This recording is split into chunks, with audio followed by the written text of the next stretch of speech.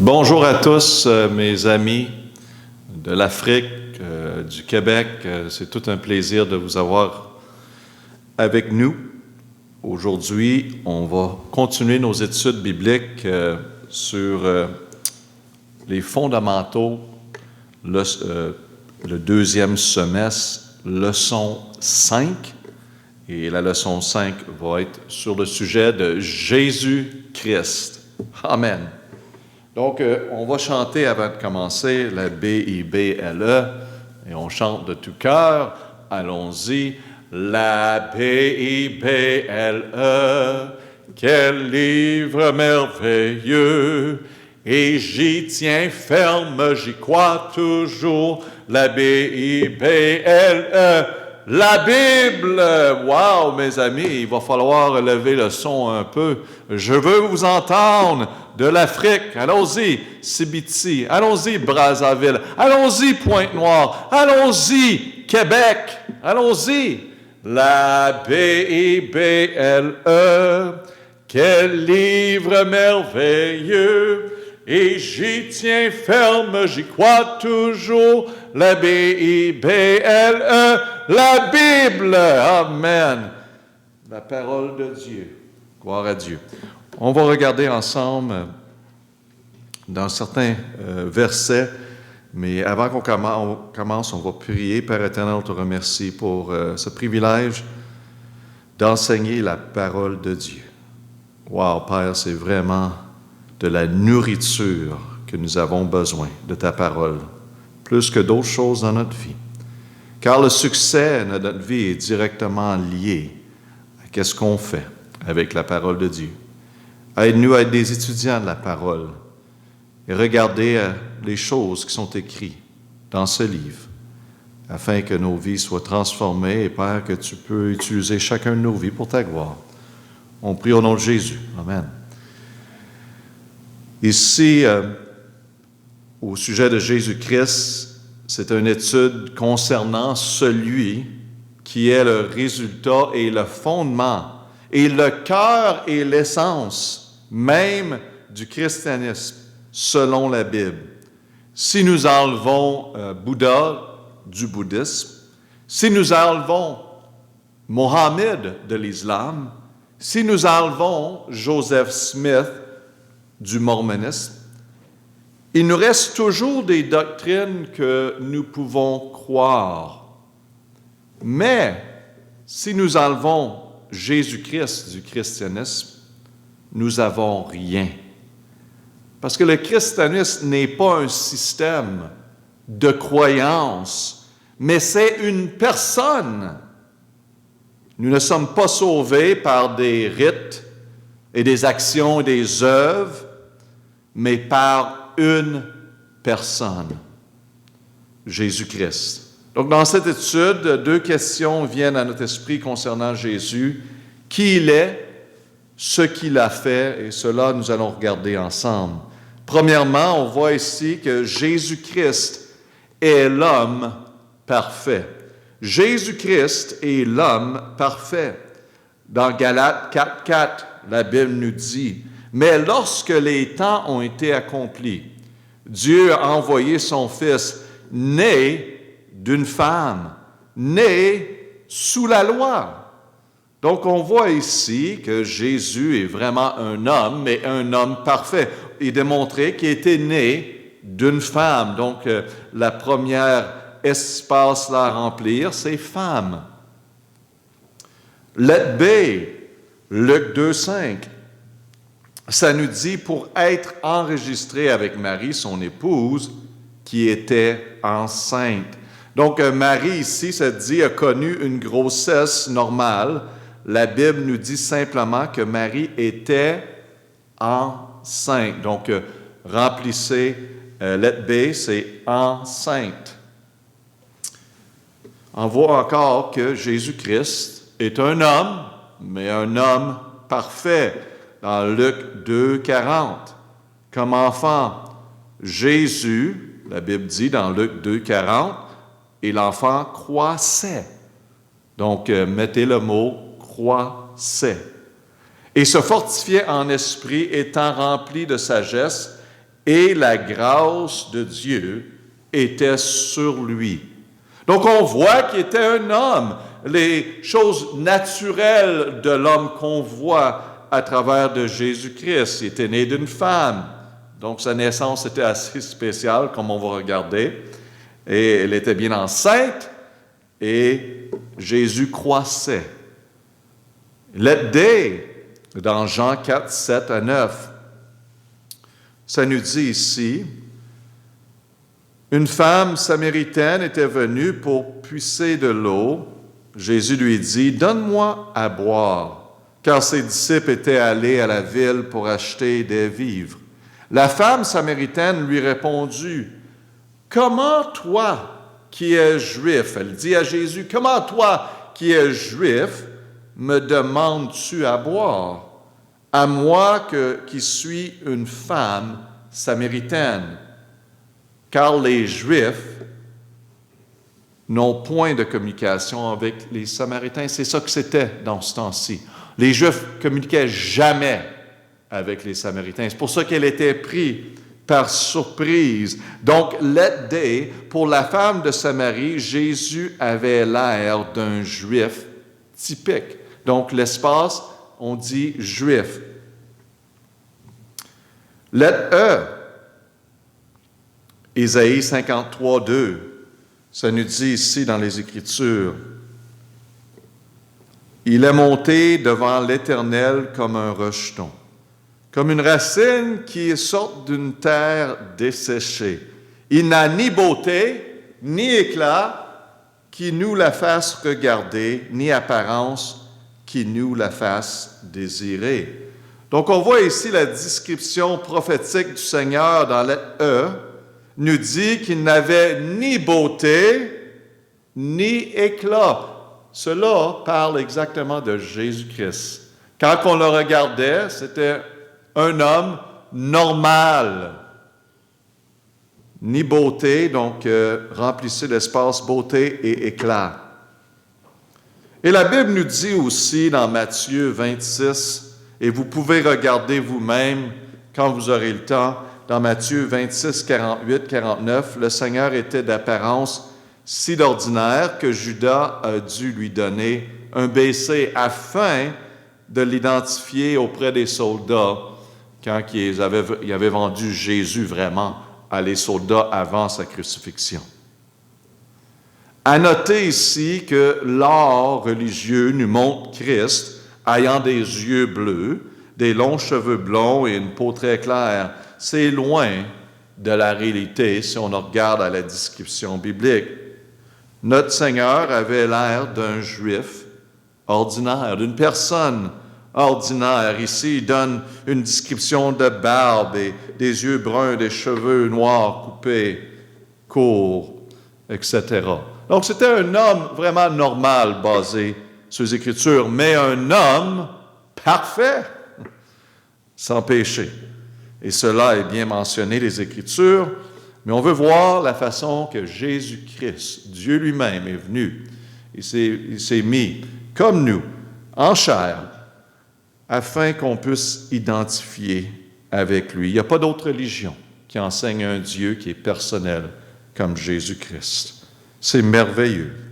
Qu'est-ce que Dieu a fait pour nous afin qu'on puisse être réconciliés avec lui. Let F, dans Jean 4, 6, Jésus a connu la fatigue.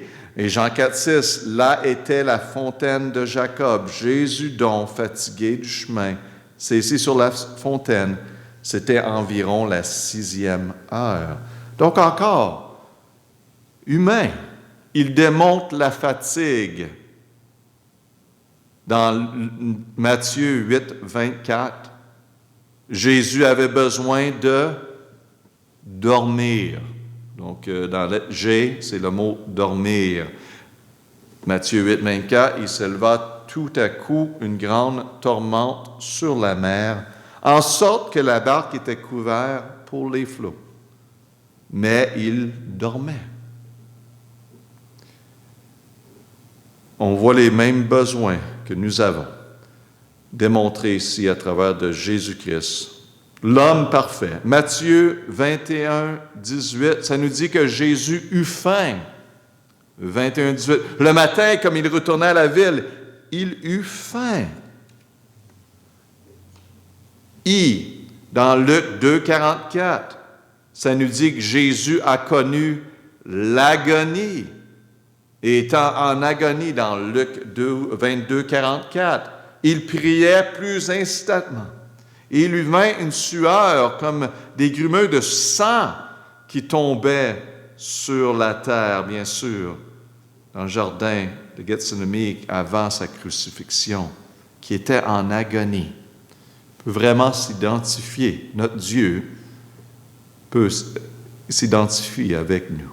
Et on peut s'identifier avec lui. Dans lettre J, Hébreux 4, 15, ça nous dit que Jésus a connu l'épreuve comme nous en toutes choses. Un Dieu personnel.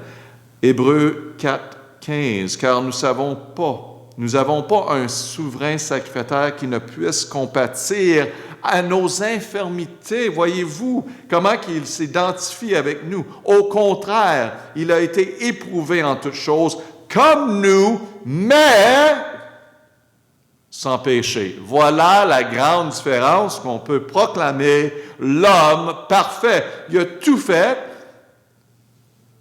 sans péché. Hébreux 4, 15. Jésus a connu l'épreuve, lettre J. L'épreuve, lettre K.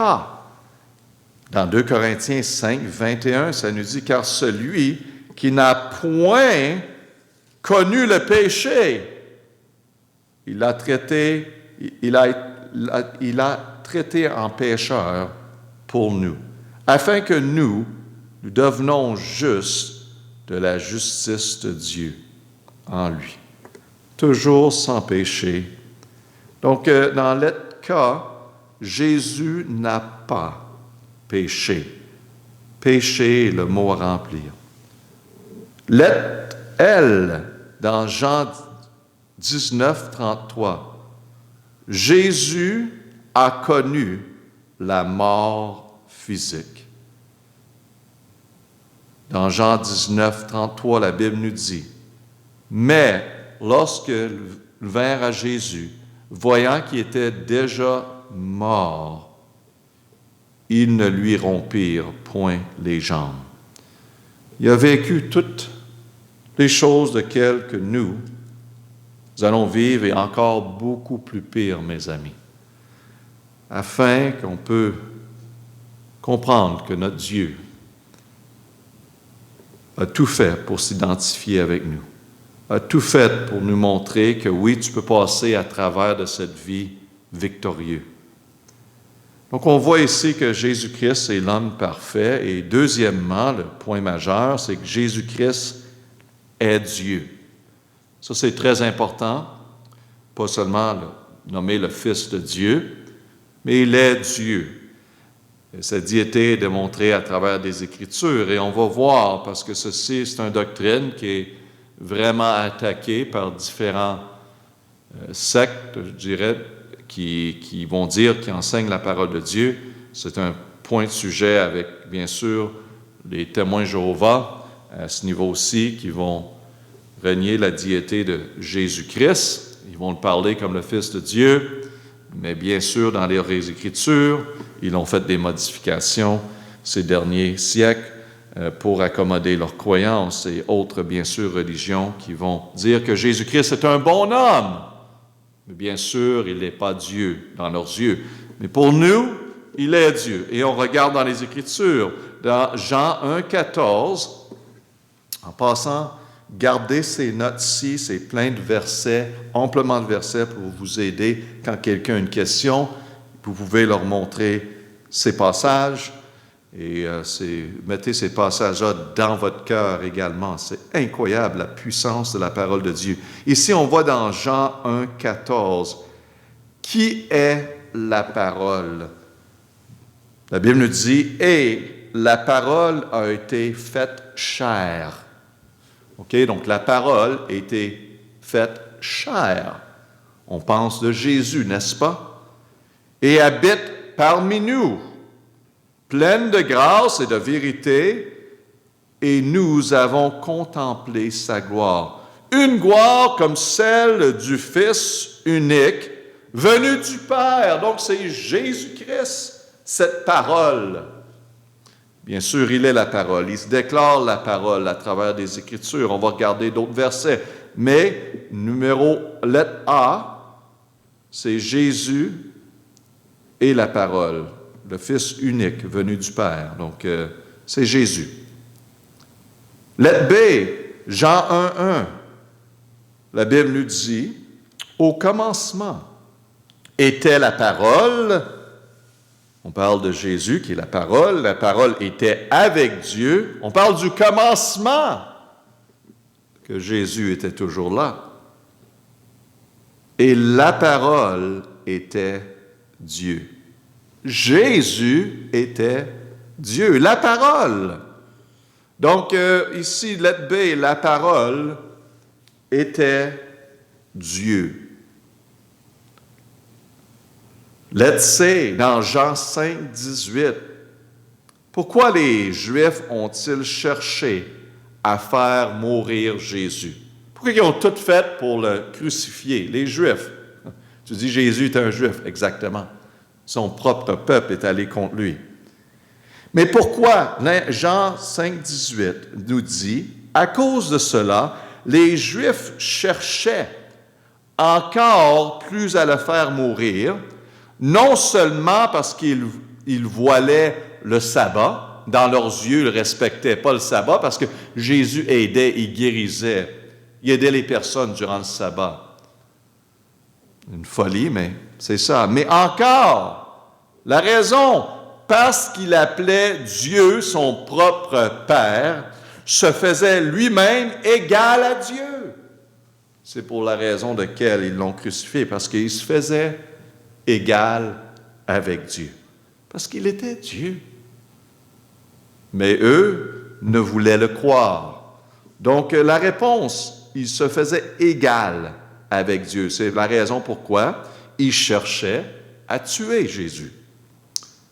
Dans Jean 5, 23, lettre D, qu'est-ce que ce verset nous révèle concernant le Père et le Fils? Dans Jean 5, 23, afin que tout honore le Fils, comme il honore le Père. Celui qui honore pas le Fils n'honore pas le Père qui l'a envoyé. Donc, c'est juste pour démontrer ici qu'ils sont un. Jésus est Dieu, le Père est Dieu, le Saint-Esprit est Dieu. On voit la Trinité, 3 personnes, un Dieu. Donc, qu'est-ce que ça révèle? Qu'ils sont un. Lettre D. Et bien sûr, c'est mentionné dans lettre E, dans Jean 10, 30, Jean 10, 30, qui dit « Moi et le Père, nous sommes un ». Donc, un est le mot à remplir dans lettre E. Donc, c'est très clair. On continue dans Jean 10, 31 à 33. Comment les Juifs ont-ils compris Jean 10, 30? Que le Père et le Fils, ils sont un. Comment les Juifs ont-ils compris cela? On va regarder dans 10, 31. On va continuer. Alors les Juifs prirent de nouveau des pierres pour le lapider.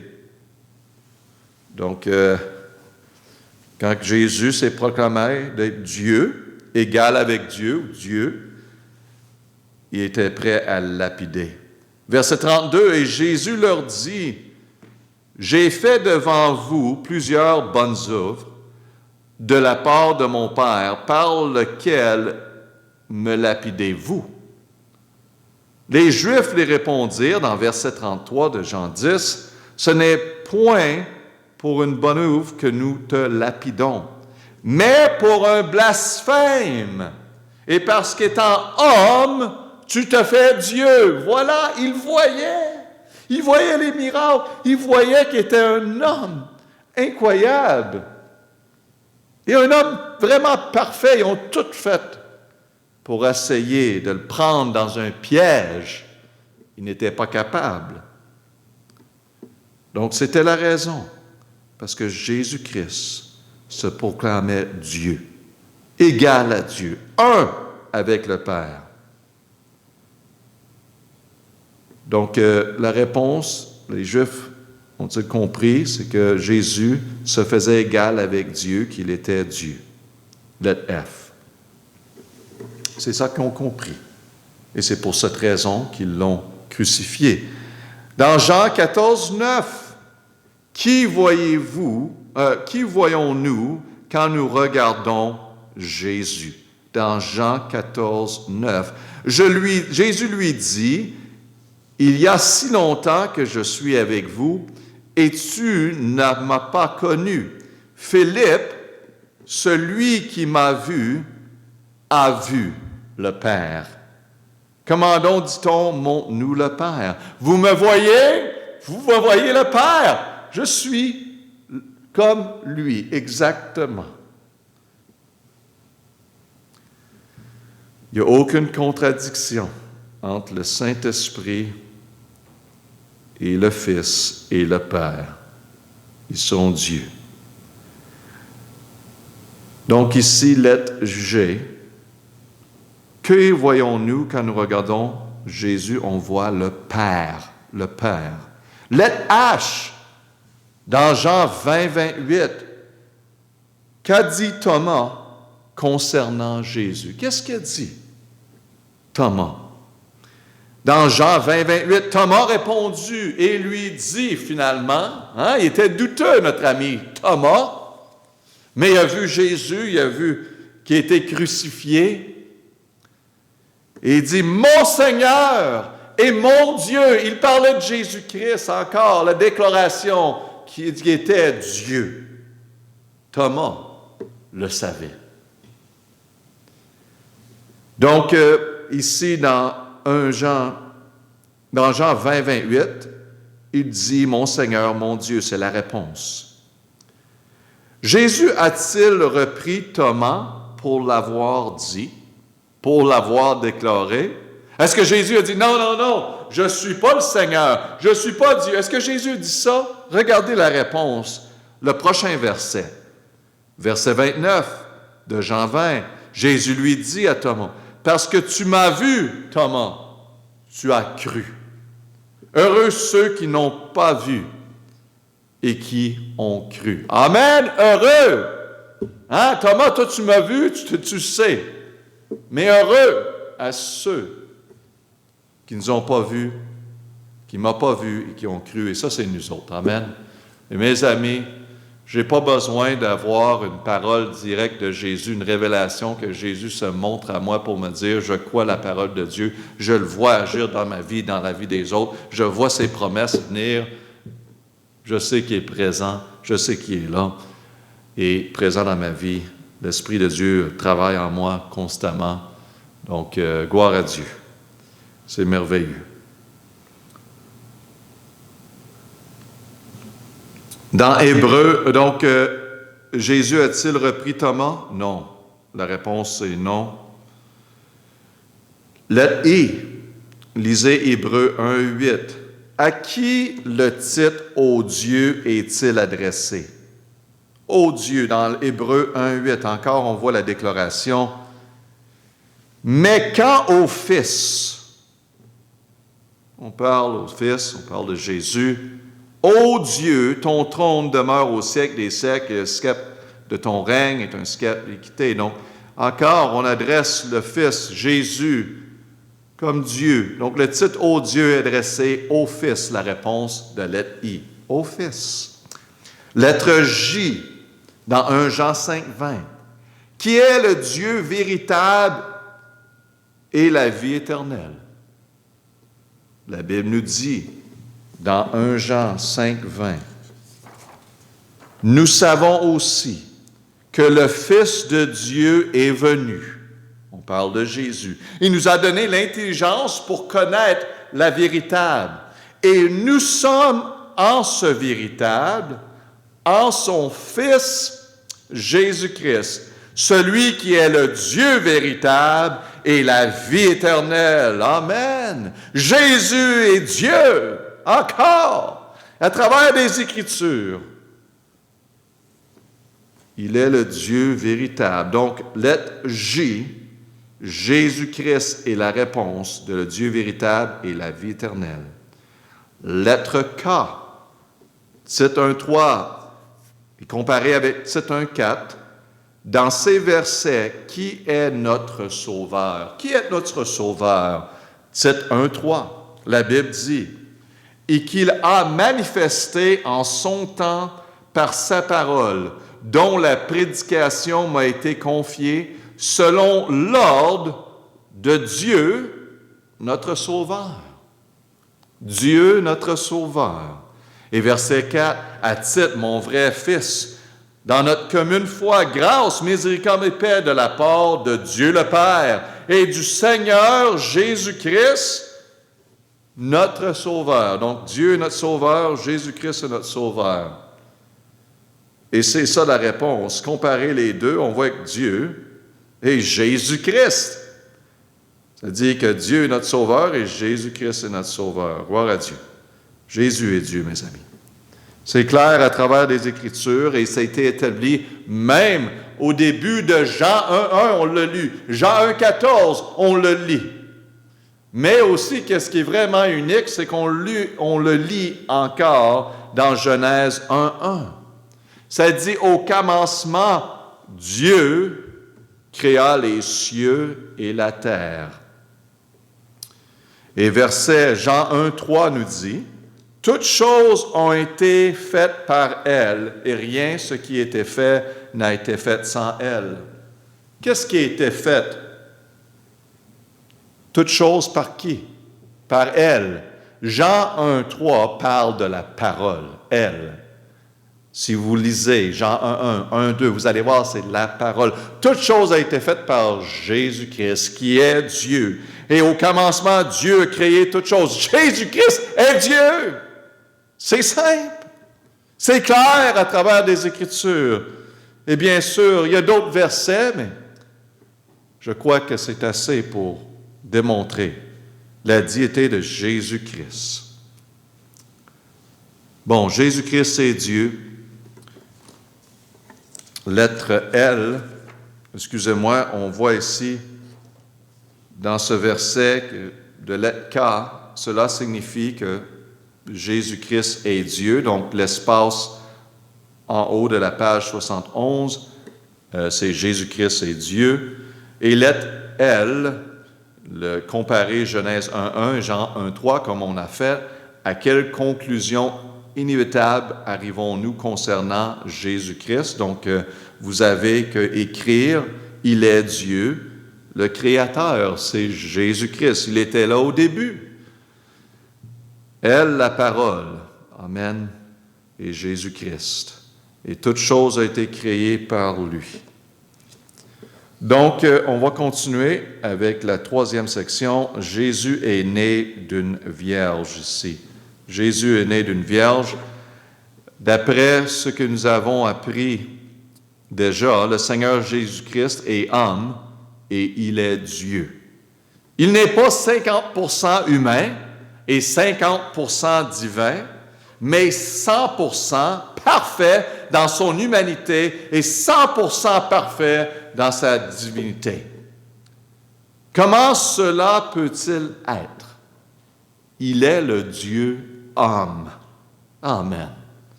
Ceci est un fait clairement enseigné dans la parole de Dieu, mais personne ne peut le comprendre pleinement. Lettre A. Lisez 1 Timothée 3,16. On va le lire ensemble. Ce verset nous dit que Jésus est, regardons ensemble, et le laveau de tout, le mystère de piété est grand. Le mystère. Dieu a été manifesté en chair. Ça, c'est vraiment un mystère. Amen. Mais on l'a vu. C'est réel. Dieu s'est manifesté en chair. C'est Jésus-Christ. Justifié par l'Esprit, vu des anges, prêché parmi les gentils, cru dans le monde et élevé dans la gloire, mes amis, Jésus-Christ, Dieu, est venu ici, sur cette terre, pour nous. Donc, ce verset nous dit, lettre A, que Jésus est Dieu, manifesté en chair. Gloire à Dieu pour cela. Il n'y avait pas besoin de faire ça, mais il l'a fait pour nous. Donc, ça dit ici, souvenez-vous de l'étude numéro 7, l'enseignement biblique de un Dieu en 3 personnes. On a parlé de la Trinité. En étudiant au sujet du Seigneur Jésus-Christ, nous voyons une personne, deux natures, une nature divine et une nature humaine. Quoique nous puissions pas comprendre cette vérité, nous pouvons la voir s'accomplir dans les miracles de la naissance de Jésus d'une vierge. Ça, mes amis, ça a commencé avec tout un miracle. Il est Dieu, Jésus-Christ est vraiment unique dans sa naissance.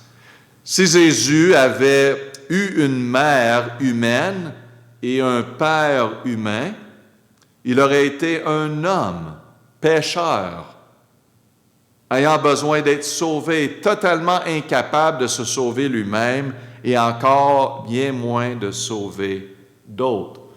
C'est pour ça que sa conception était miraculeuse, mes amis. Il n'était pas normal comme nous.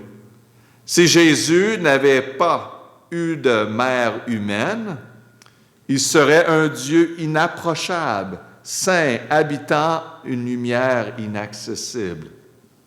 Donc, il est venu de la même façon. Par contre, la conception était miraculeuse, et voilà la grande différence. Numéro 3, la Bible enseigne que Jésus est le Fils de l'homme, parce que Marie était sa mère, et aussi le Fils de Dieu. Donc, le Fils de l'homme et le Fils de Dieu. Dans Isaïe 7,14, cette prophétie de l'Ancien Testament concernant Christ dit, bien, dans Isaïe 7,14, c'est pourquoi le Seigneur lui-même vous donnera un signe. Voilà, la Vierge sera enceinte. Elle enfantera un fils et lui donnera le nom d'Emmanuel, Dieu avec nous. Tu penserais que les Juifs regardaient à ces prophéties-là, ceux qui étudiaient l'Ancien Testament, et quand le Nouveau Testament serait été accompli, ou on aurait vu la vérité, on peut dire accomplie, que Jésus était enceinté, qui était né, et bien sûr Marie était enceintée, était né Jésus, et quand il aurait vu ça, il aurait pu dire « Wow! Voici la prophétie qui a été accomplie. » Mais non, ils l'ont crucifié. Ils s'attendaient pour un différent type d'homme. Un homme avec pouvoir, qui allait régler tous leurs problèmes. Et Jésus est venu avec humilité. Ils l'ont manqué et ils l'ont tué. Donc ici, lettre B, c'est vierge, deviendra enceinte. Lettre C, lisez Matthieu 1, 18. Lorsque la conception de Jésus, Marie était, on va lire ensemble, Matthieu 1, 18. Or, la naissance de Jésus-Christ arriva ainsi, Marie, sa mère, ayant été fiancée à Joseph à ce point-ci, était fiancée, se trouvait enceinte par la vertu du Saint-Esprit, mes amis. Il n'y avait aucune relation physique, je vais être clair, entre Joseph et Marie. C'était un miracle. Elle est devenue enceinte par la vertu du Saint-Esprit avant qu'ils eussent été ensemble. La Bible, c'est clair qu'ils ne sont pas venus ensemble. C'était un miracle. Elle était vierge, elle était enceinte. Et c'est l'œuvre de Dieu, du Saint-Esprit. Donc, on voit ici dans Matthieu 1, 18, lors de la conception de Jésus, Marie était, oui, fiancée. Fiancée à Joseph, ce fut avant qu'elles eussent été ensemble dans le mariage. Donc, c'est vraiment un miracle. Amen. Amen. Lettre D. En finissant ici, Luc 1,35, la conception de Jésus dans le sein de Marie fut l'œuvre miraculeuse du Saint-Esprit. Amen. Merci pour la réponse. Je l'ai entendu, même de l'Afrique. C'est l'œuvre du Saint-Esprit. Et Luc 1,35, encore une autre fois, ça le dit. Et l'ange lui répondit, le Saint-Esprit viendra sur toi. Et la puissance du Très-Haut te couvrira de son ombre. C'est pourquoi aussi le Saint-Enfant qui naîtra de toi sera appelé le Fils de Dieu. C'était miraculeux. Amen. Gloire à Dieu. Jésus-Christ est l'homme parfait. Jésus-Christ est Dieu. Et Jésus-Christ est né d'une vierge.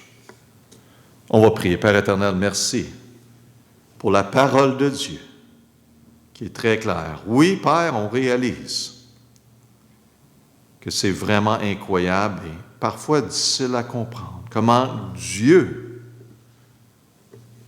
vient ici, c'est dans ce monde, dans la chair, mais je peux comprendre. Dieu veut vraiment s'identifier avec nous. Je comprends bien que notre Dieu était prêt à donner sa vie pour nous et à donner sa vie afin qu'on puisse avoir la vie éternelle. Merci, Père, pour tout ce que tu as fait pour nous. Aide-nous à démontrer cette appréciation en te servant de tout cœur. On prie au nom de Jésus. Amen. Bonne journée.